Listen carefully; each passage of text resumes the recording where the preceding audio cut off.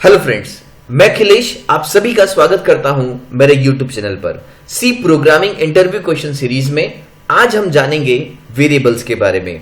Friends, जैसा कि आप जानते हैं, वेरिएबल्स सी प्रोग्रामिंग में एक बेसिक टॉपिक है, लेकिन यह काफी इंपॉर्टेंट टॉपिक है। इस पर से कई सारी सॉफ्टवेयर कंपनीज के रिटन टेस्ट में क्वेश्चंस पूछे जाते हैं। सो फ्रेंड्स, आज के इस वीडियो लेक्चर में हम वेरिएबल्स पर आधारित कुछ आउटपुट फाइंडिंग क्वेश्चंस को सॉल्व करेंगे। आगे बढ़ने से पहले फ्रेंड्स, यदि आपने अभी तक मेरा YouTube चैनल सब्सक्राइब नहीं किया है तो आप प्लीज इसे सब्सक्राइब करें और बेल आइकन को भी हिट करें, ताकि आगे आने वाले जितने भी वीडियोस में अपलोड करूंगा उसकी इंफॉर्मेशन आपको प्राप्त हो सके। तो चलिए फ्रेंड्स, हम लोग चलते हैं हमारे आज के पहले क्वेश्चन की ओर। सो हमारा पहला इंटरव्यू क्वेश्चन है आपकी स्क्रीन पर। हमसे पूछा गया है फ्रेंड्स कि इस क्वेश्चन को, इस कोड को एग्जीक्यूट करने पर इस कोड का आउटपुट इन चार ऑप्शन में से क्या होगा। जो भी आउटपुट हमें लग रहा है वो आउटपुट हमें टिक करना है। यहां पर इस प्रकार के क्वेश्चंस को जब भी आप सॉल्व करने जाएं, तो सबसे पहले आपको यह ध्यान रखना है कि इसमें कोई ऐसा तो स्टेटमेंट नहीं है जिसके कारण इस प्रोग्राम के चलने पर कंपाइल टाइम एरर या रन टाइम एरर आती हो। अगर ऐसा नहीं है तो फिर आप जो है वो राइट आंसर पर जाएं। ओके, सो यहां पर फ्रेंड्स जो कोड हमें दिया गया है, इस कोड में हमको ऑब्जर्व करना है। पहली बार ऑब्जर्व करने पर, पहली बार एनालिसिस करने पर हमें यह पता चलता है कि यहां पर सभी ठीक है, इट इज ओके, क्योंकि हम सिंपली क्या कर रहे हैं, यहां पर एक वेरिएबल ले रहे हैं, उसके अंदर 30 वैल्यू असाइन कर रहे हैं और उस वेरिएबल को प्रिंट करा रहे हैं। That's it. दैट मीन्स ये क्वेश्चन हमें पहली बार एनालिसिस करने पर सही लगता है। लेकिन आप अगर इसे ध्यान से देखेंगे तो ये जो क्वेश्चन है ये सी का रूल वायलेट कर रहा है, वेरिएबल डिक्लेरेशन का। वो रूल क्या है? जब भी हम सी प्रोग्रामिंग लैंग्वेज में किसी वेरिएबल को डिक्लेयर करते हैं, सो वेरिएबल के नाम का पहला अक्षर, पहला लेटर, पहला कैरेक्टर कभी भी डिजिट नहीं हो सकता है।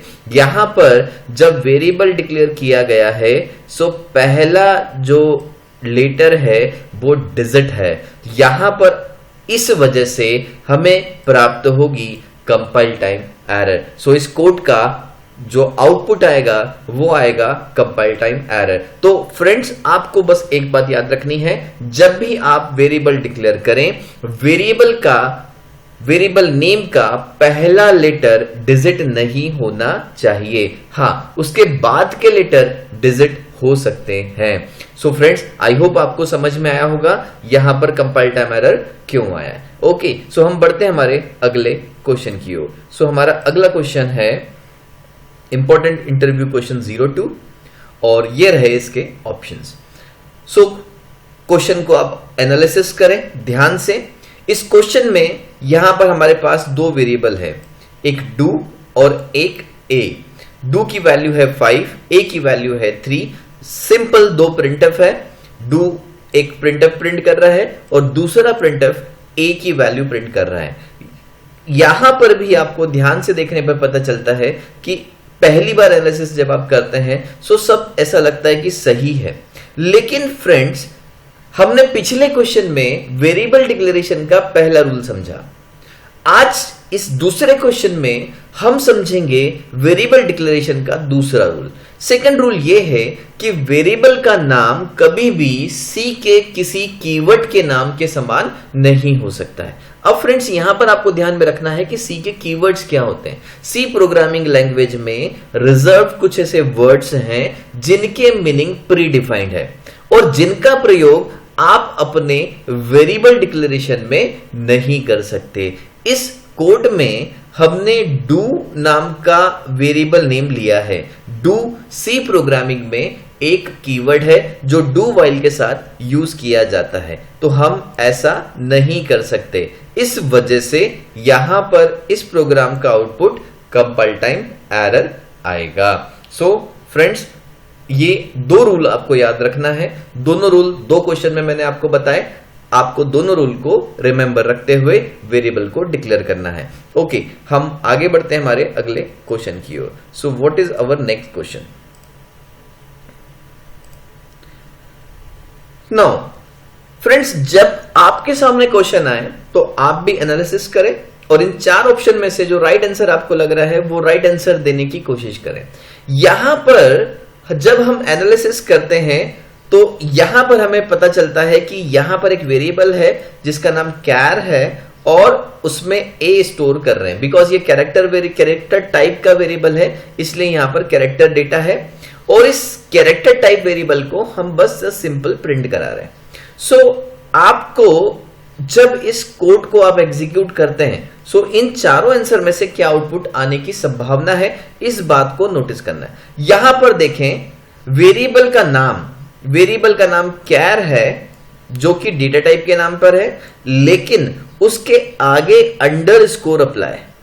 अब देखें, वेरिएबल डिक्लेरेशन में आपके वेरिएबल का नाम का पहला अक्षर डिजिट नहीं हो सकता, लेकिन अंडरस्कोर हो सकता है। अब आपको यह बात ध्यान रखनी है। अब यहां पर जो रूल नंबर फर्स्ट मैंने बताया था, उस रूल नंबर फर्स्ट में थोड़ा सा सुधार करते हुए हमको यह समझना है कि वेरिएबल के नाम का पहला अक्षर डिजिट नहीं हो सकता है, लेकिन हम उसकी जगह पर हम अंडरस्कोर का प्रयोग कर सकते हैं। सो यहां पर कोई भी कंपाइल टाइम एरर नहीं है, बिकॉज अंडरस्कोर यहां पर वैलिड है और उसके बाद हमने कैर लिखा है, अकेला कैर नहीं लिखा है। तो इसलिए ये जो वेरिएबल का नेम हमने लिया है ये बिल्कुल सही लिया है। इस वजह से हमें आउटपुट जो प्राप्त होगा वो होगा ए। ओके, सो ये हमारा क्वेश्चन का सॉल्यूशन हुआ। आई होप आपको ये क्वेश्चन का सॉल्यूशन समझ में आया है। हम बढ़ते हैं हमारे अगले क्वेश्चन की ओर। सो यहां पर एक इंटरेस्टिंग क्वेश्चन है, आप देखें ध्यान से, क्वेश्चन को ऑब्जर्व करें। यहां पर आपके सामने क्वेश्चन को एनालिसिस करना जरूरी है और जब आप इस क्वेश्चन को एनालिसिस करते हैं, ये काफी इंपॉर्टेंट क्वेश्चन है, और इस क्वेश्चन को जब एनालिसिस करते हैं तो यहां पर वेरिएबल के नाम में सिर्फ अंडरस्कोर का प्रयोग किया गया है और दूसरे वेरिएबल में 2 अंडरस्कोर का प्रयोग किया गया है। सो ये दोनों स्टेटमेंट अपने आप में सही है, बिकॉज क्योंकि अभी हमने सीखा underscore is the valid option. यदि हम वेरिएबल के नाम में अंडरस्कोर का प्रयोग करते हैं पहले स्थान पर भी तो भी कोई समस्या नहीं है, बीच में करें तो भी कोई समस्या नहीं है। सो ये दोनों स्टेटमेंट सही है।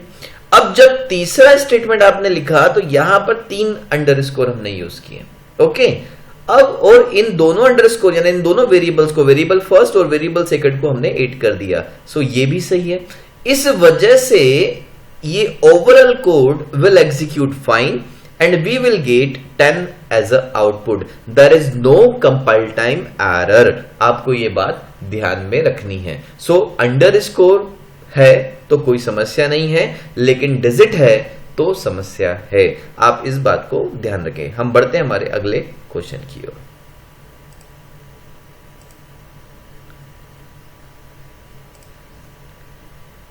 सो कोड आपके सामने है और उस कोड के एग्जीक्यूट होने पर क्या आंसर आएगा वो 4 ऑप्शन भी आपके सामने दिए गए हैं। आप अपना आंसर तैयार रखें, आपका आंसर इन 4 ऑप्शन में से क्या है। हम एनालिसिस करते हैं इस कोड को। तो यहां पर देखें, यहां पर इस कोड में वेरिएबल का जो नाम है वो स्कैनफ है। स्कैनफ, आपको स्कैनफ से कुछ याद आ रहा है? सी प्रोग्रामिंग लैंग्वेज में स्कैनफ एक स्टैंडर्ड इनपुट फंक्शन है जिसके द्वारा हम इनपुट लेते हैं। ओके, सो यहां क्वेश्चन ये है कि क्या हम स्कैनफ का प्रयोग एज अ वेरिएबल नेम कर सकते हैं, क्योंकि स्कैनफ तो ऑलरेडी एक फंक्शन है, बिल्ट इन फंक्शन है जो इनपुट लेता है, स्टैंडर्ड इनपुट फंक्शन है, तो उसका नाम क्या हम यूज कर सकते हैं? देखिए फ्रेंड्स, आपको एक बात ध्यान रखनी है, स्कैनफ फंक्शन का नाम आप यहां पर यूज कर सकते हैं यदि प्रोग्राम में आप स्कैनफ का यूज नहीं कर रहे हैं। यहां पर देखें, आप इस प्रोग्राम में प्रिंटफ फंक्शन का प्रयोग कर रहे हैं, स्कैनफ फंक्शन का प्रयोग नहीं कर रहे हैं। अगर आप इस प्रोग्राम में स्कैनफ फंक्शन का प्रयोग करेंगे और आप अगर ऐसा करेंगे कि स्कैनफ को एज अ वेरिएबल भी यूज करेंगे, इन दैट वे आपको कंपाइल टाइम एरर मिलेगी। लेकिन यदि आप वेरिएबल में ही स्कैनफ का प्रयोग कर रहे हैं, प्रोग्राम में स्कैनफ फंक्शन का प्रयोग नहीं कर रहे हैं, सो इस केस में सब कुछ सही है। एक बात और ध्यान रखें, ऐसा क्यों हो रहा है, इसको समझने के लिए आपको एक बात समझनी होगी कि जैसे ही प्रोग्राम में हम स्कैनफ फंक्शन का प्रयोग करते हैं, सो स्कैनफ फंक्शन का प्रयोग करने पर कंपाइलर उस स्कैनफ को उसी प्रोग्राम में सर्च करता है। ओके, तो सर्च करने पर उसे स्कैनफ मिलता है stdio.h फाइल में, क्योंकि वहां डेफिनेशन है, और साथ ही साथ उसको यहां पर भी स्कैनफ मिलता है। इस वजह से वो कंफ्यूज होता है, इसलिए कंपाइल टाइम एरर जनरेट होती है। लेकिन अभी इस केस में there is no scanf function, that's why we will get a as a output, so there is no problem, program executes fine and there is no compile time error if we does not use scanf function. Okay, so यहां पर हमारा question का answer हमें मिला। हम बढ़ते हैं हमारे अगले क्वेश्चन की ओर। सो हमारा अगला क्वेश्चन यहां पर आपके सामने। नाउ पिछले क्वेश्चन से कुछ मिलता जुलता क्वेश्चन यहां पर सामने। अब देखिए यहां पर जो क्वेश्चन आपके सामने है, इसमें प्रिंटफ नाम का वेरिएबल हमने लिया है, और प्रिंटफ नाम के वेरिएबल में 13 वैल्यू हम दे रहे हैं, और उस वैल्यू को हम ऐड कर रहे हैं 7 में।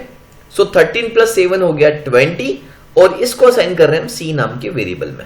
यहां तक सब सही है, यहां तक कोई प्रॉब्लम इसमें नहीं है। लेकिन मैंने पिछले ही क्वेश्चन में आपको बताया था कि यदि आप सिर्फ वेरिएबल यूज कर रहे हैं देयर इज नो प्रॉब्लम, यदि आप प्रिंटफ फंक्शन यूज नहीं कर रहे हैं तब तक।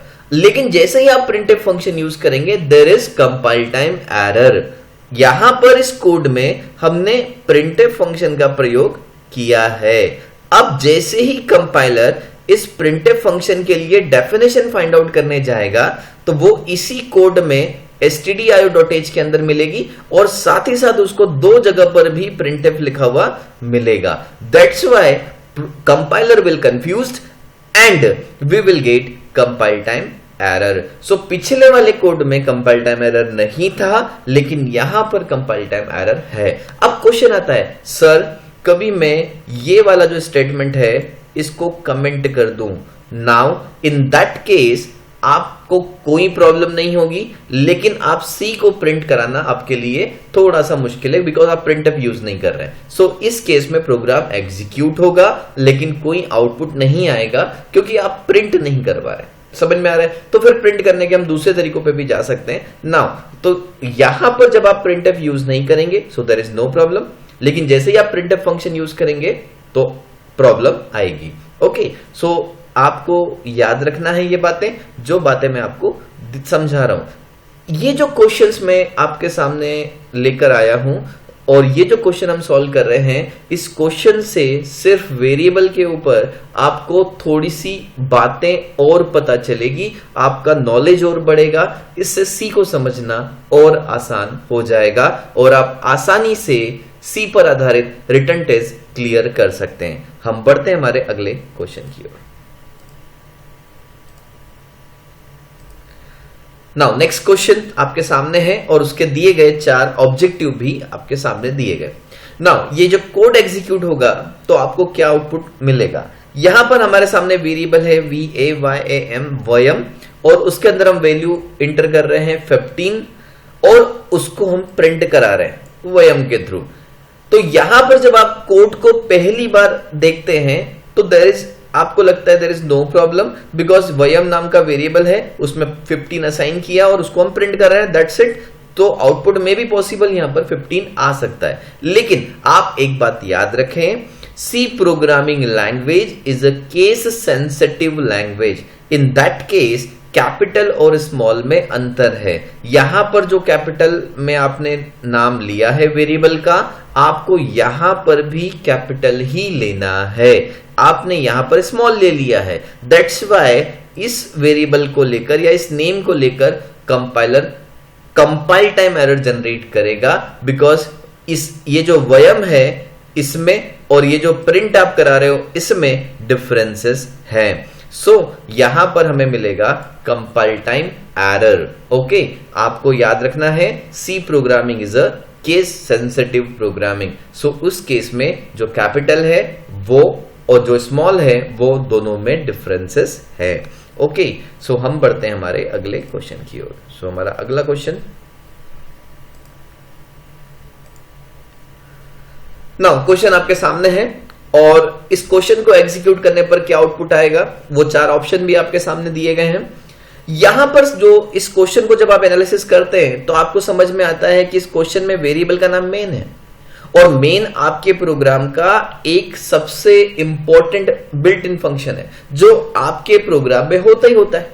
ओके, सो क्या आप वेरिएबल का नाम मेन के नाम से रख सकते हैं, यानी आपका वेरिएबल का नाम मेन हो सकता है। सो इस केस में हमारा जो आंसर है वो हमेशा होता है कंपाइल टाइम एरर, क्योंकि हमको ऐसा लगता है कि हम मेन का नाम, मेन फंक्शन के नाम से वेरिएबल का नाम नहीं रख सकते। लेकिन आप एक बात ध्यान रखें कि मेन एज अ मेन आप वेरिएबल डिक्लेयर कर सकते हैं, देयर इज नो प्रॉब्लम, लेकिन मेन नाम का फंक्शन नहीं बना सकते। आप फंक्शन की डेफिनेशन नहीं दे सकते हैं मेन नाम से, यानी आप जब भी कोई फंक्शन डिजाइन करें, डिफाइन करें, तब आप उसका नाम मेन ना रखें, वहां पर आपको प्रॉब्लम हो सकती है। लेकिन वेरिएबल के नेम में there is no problem, that's why program will execute fine and we will get 55 as a output.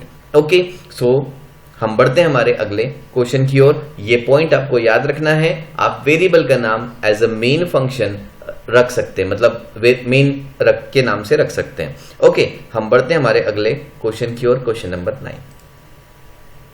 Now that question is defined is about scope, variable के स्कोप के बारे में ये क्वेश्चन है। देखिए, आपको मालूम है कि वेरिएबल बेसिकली 2 प्रकार के होते हैं। एक होता है वेरिएबल के 2 प्रकार के स्कोप होते हैं, एक होता है लोकल वेरिएबल और एक होता है global variable. Global variable program के किसी भी हिस्से में किसी भी फंक्शन में एक्सेस किए जा सकते हैं। लोकल वेरिएबल सिर्फ उसी जगह पर एक्सेस किए जा सकते हैं जहां वे डिक्लेयर किए गए। दैट मीन्स उनका जो स्कोप होता है वो लिमिटेड होता है। ओके, लोकल वेरिएबल्स का। यहां पर इस प्रोग्राम में आपको जो कोड दिया गया है उसमें आपके वेरिएबल्स का नाम सेम है।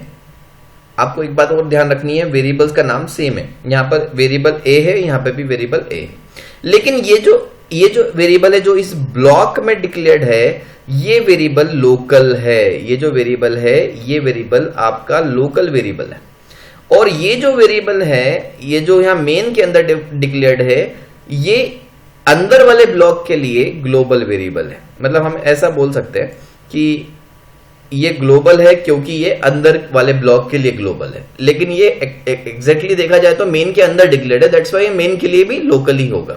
ओके, अब जब आप ये प्रिंट करा रहे हो, बिकॉज क्योंकि प्रोग्राम में 2 ए हैं और दोनों के नाम सेम है, और जब आप प्रिंट करा रहे हो तो कौन सी वैल्यू आपको मिलेगी, हमेशा आप याद रखें, जब भी ग्लोबल और लोकल की लड़ाई होगी, जब भी ग्लोबल और लोकल की लड़ाई होगी और ग्लोबल और लोकल वेरिएबल्स के नाम सेम होंगे, इन दैट केस हमेशा लोकल वाला जीतेगा, यानी लोकल वाले वेरिएबल को प्रायोरिटी पहले मिलती है। सो इस केस में यहां वाले प्रिंटफ से आपको मिलेगा 20 एज आउटपुट। तो यहां पर 20 पहली बार में यहां पर है 20 एज आउटपुट, और बाहर वाला प्रिंटफ, बिकॉज क्योंकि ये जो अंदर वाला ए है ये लोकल वेरिएबल है, एंड ये ए इस ब्लॉक के दिए गए ब्लॉक के बाहर एग्जीक्यूट नहीं हो सकता, बाहर एक्सेस नहीं हो सकता। इस वजह से जब आप यहां पर ए प्रिंट करा रहे हो तो ये इस ए को एक्सेस करेगा, यानी ये वाले ए को एक्सेस करेगा। तो यहां पर आपको मिलता है 10 एज अ आउटपुट। सो पहले वाले प्रिंटफ में हमें 20 मिलेगा, लेकिन दूसरे वाले जो प्रिंटफ है उसमें हमें 10 मिलेगा। सो दैट्स वाई यहां पर जो आंसर हमारा आएगा वो आएगा बी। सो आपको याद रखना है, जब भी आपके प्रोग्राम में सेम नेम से ग्लोबल और लोकल वेरिएबल है और जब स्कोप की लड़ाई होती है तो हमेशा प्रायोरिटी लोकल वेरिएबल को दी जाती है as compare to global variable. Okay, so ये हमारा क्वेश्चन था। हम बढ़ते हैं हमारे अगले क्वेश्चन की ओर।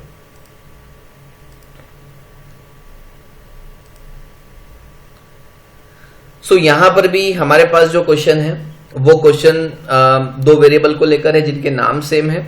ओके, एक वेरिएबल x ये मेन के बाहर डिक्लेयर्ड है, तो ये हुआ ग्लोबल वेरिएबल, ये पूर्णतया ग्लोबल है यानी फुल्ली ग्लोबल वेरिएबल है। और ये जो वेरिएबल हुआ ये हुआ लोकल वेरिएबल, ये मेन के अंदर डिक्लेयर्ड है, तो इसका स्कोप और इसकी लाइफ मेन तक ही सीमित होगी। मेन के बाहर ये किसी फंक्शन में एक्सेस नहीं किया जा सकता। लेकिन ये जो x है जिसकी वैल्यू 40 है, यह प्रोग्राम में कितने भी फंक्शंस में एक्सेस किया जा सकता है, इसलिए इसको मैं फुल्ली ग्लोबल बोल रहा हूं। ओके, अब यहां पर जब आप प्रिंट करते हो x, तो हमारा जो printf है वो इस मेन के अंदर है। सो इस वजह से अब कौन सा वैल्यू प्रिंट होगा, x ये वाला प्रिंट होगा या x ये वाला प्रिंट होगा। तो मैंने आपको अभी थोड़ी देर पहले ही बताया कि जब भी ग्लोबल और लोकल वेरिएबल की लड़ाई होगी, प्रायोरिटी हमेशा किसको दी जाएगी, प्रायोरिटी हमेशा दी जाएगी लोकल वेरिएबल को। सो इस स्टेटमेंट से हमें क्या मिलेगा, इस स्टेटमेंट से हमें मिलेगा 20। अब क्वेश्चन ये आता है आपकी तरफ से कि सर अगर मैं इसको कमेंट कर दूं, मान लो कि ये कमेंट हो गया, अगर ये कमेंट हो जाता है नाउ, तो उस केस में हमारा जो आंसर आएगा वो आएगा 40।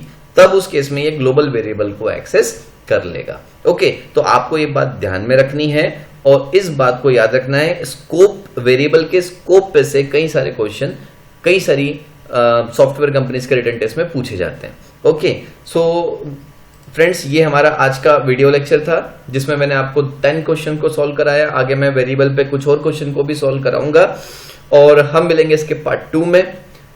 ओके, तो यदि हमारी ऑनलाइन बैच भी स्टार्ट होने वाली है C++ पर, आप इस वीडियो के डिस्क्रिप्शन में इसका रजिस्ट्रेशन लिंक आपको मिल जाएगा, आप वहां पर क्लिक करके फॉर्म फिलअप कर सकते हैं। और अगर आपको कोई डाउट है इन क्वेश्चन को सॉल्व करने में या समझने में, आप कमेंट बॉक्स में मुझे कमेंट में अपना डाउट लिखकर भेज सकते हैं। ओके, और साथ ही साथ अगर आपको ये वीडियो पसंद आया है तो आप इस वीडियो को लाइक कर सकते हैं, शेयर कर सकते हैं और सब्सक्राइब भी कर सकते हैं। ओके, सो हम मिलते हैं हमारे नेक्स्ट वीडियो में, तब तक के लिए thank you and bye bye.